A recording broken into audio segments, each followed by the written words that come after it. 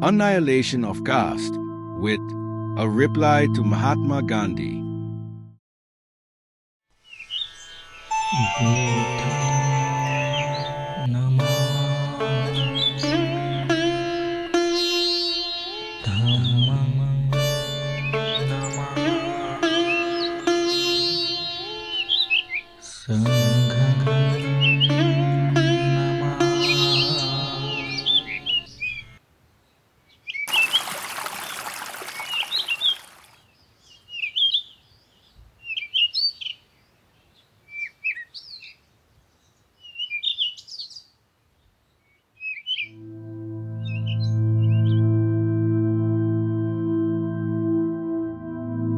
Having stated the facts, let me now state the case for social reform. In doing this, I will follow Mr. Bonerjee as nearly as I can and ask the political-minded Hindus, are you fit for political power even though you do not allow a large class of your own countrymen, like the untouchables, to use public school? Are you fit for political power even though you do not allow them the use of public wells?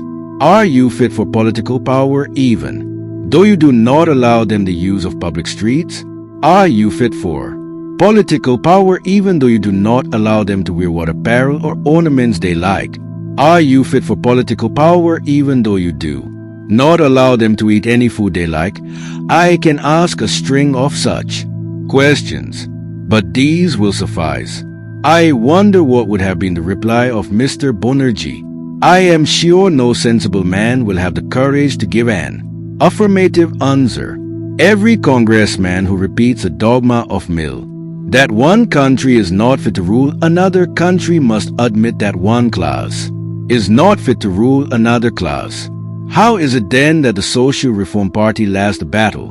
To understand this correctly, it is necessary to take note of the kind of social reform which the reformers were agitating for. In this connection, it is necessary to make a distinction between social reform in the sense of the reform of the Hindu family and social reform in the sense of the reorganization and reconstruction of the Hindu society. The former has relation to widow remarriage, child marriage, etc., while the latter relates to the abolition of the caste system. The social conference was a body which mainly concerned itself with the reform of the high caste Hindu family.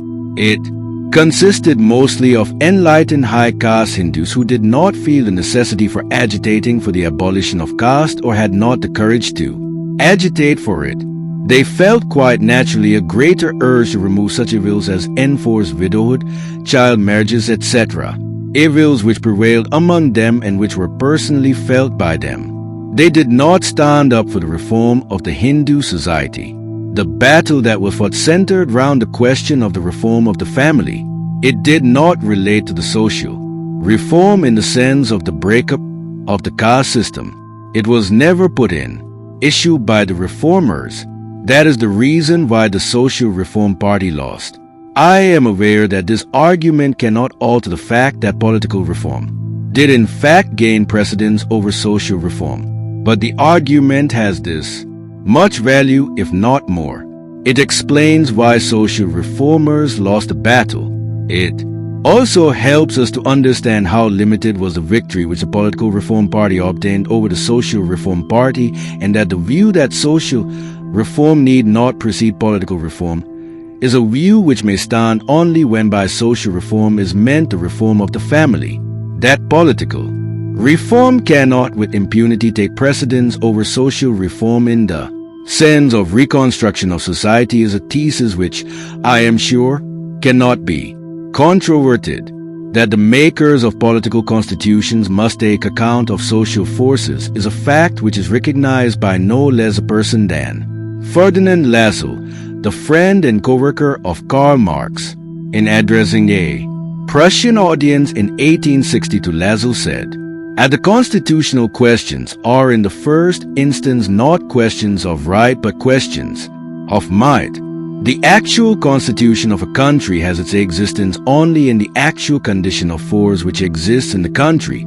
Hence, political constitutions have value and permanence only when they accurately express those conditions of forces which exist in practiced within a society, but it is not necessary to go to Prussia.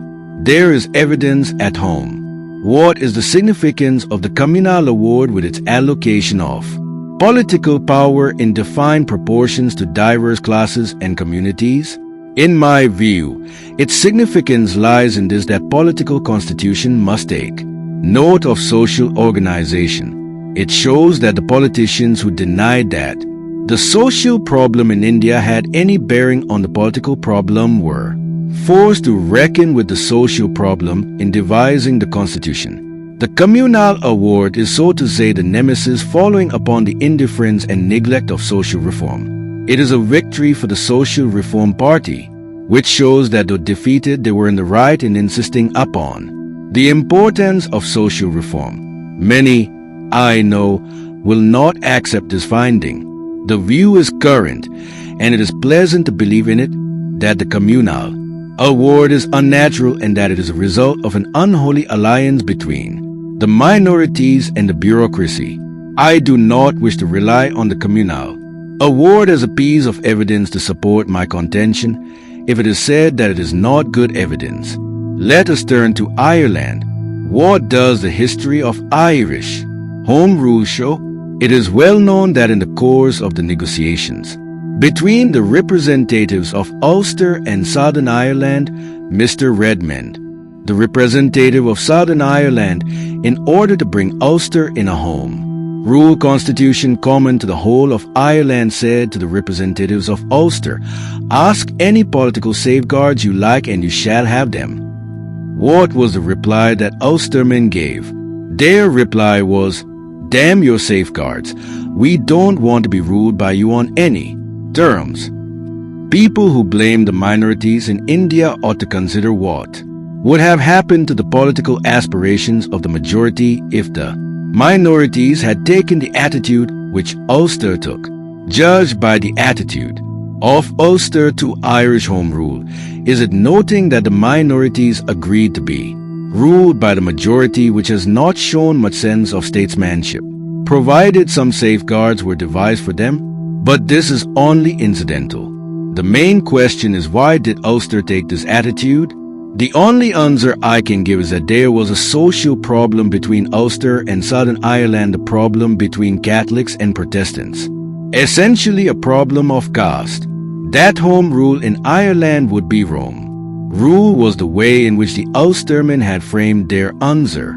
But that is only another way of stating that it was a social problem of caste between the Catholics and Protestants which prevented the solution of the political problem.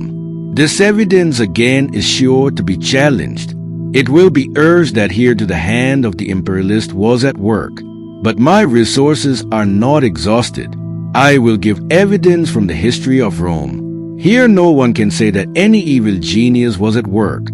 Anyone who has studied the history of Rome will know that the Republican Constitution of Rome bore marks having strong resemblance to the communal award. When the kingship in Rome was abolished, the kingly power or the imperium was divided between the consuls and the Pontifex Maximus. In the consuls was vested the secular authority of the king, while the latter took over the religious authority of king. This Republican Constitution had provided that of the two consuls one was to be patrician and the other plebeian. The same Constitution had also provided that of the priests under the Pontifex Maximus, half were to be plebeians and the other half patricians. Why is it that the Republican Constitution of Rome had these provisions which, as I said, resemble so strongly the provisions of the communal award?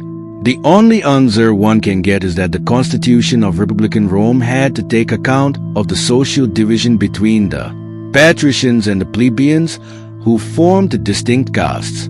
To sum up, let political reformers turn to any direction they like, they will find that in the making of a constitution, they cannot ignore the problem arising out of the prevailing social order. The illustrations which I have taken in support of the proposition that social and religious problems have a bearing on political constitutions seem to be due particular. Perhaps they are, but it should not be supposed that the bearing of the one on the other is limited. On the other hand, one can say that generally speaking, history bears out the proposition that political revolutions have always been preceded by social and religious revolutions. The religious reformation started by Luther was a precursor of the political emancipation of the European people. In England, Puritanism led to the establishment of political liberty. Puritanism founded the New World. It was Puritanism which won the War of American Independence, and Puritanism was a religious movement. The same is true of the Muslim Empire. Before the Arabs became a political power, they had undergone a thorough religious revolution started by the Prophet Muhammad. Even Indian history supports the same conclusion. The political revolution led by Chandragupta was preceded by the religious and social revolution of Buddha. The political revolution led by Shivaji was preceded by the religious and social reform brought about by the saints of Maharashtra. The political revolution of the Sikhs was preceded by the religious and social revolution led by Guru Nanak. It is unnecessary to add more illustrations. These will suffice to show that the emancipation of the mind and the soul is a necessary preliminary for the political expansion of the people.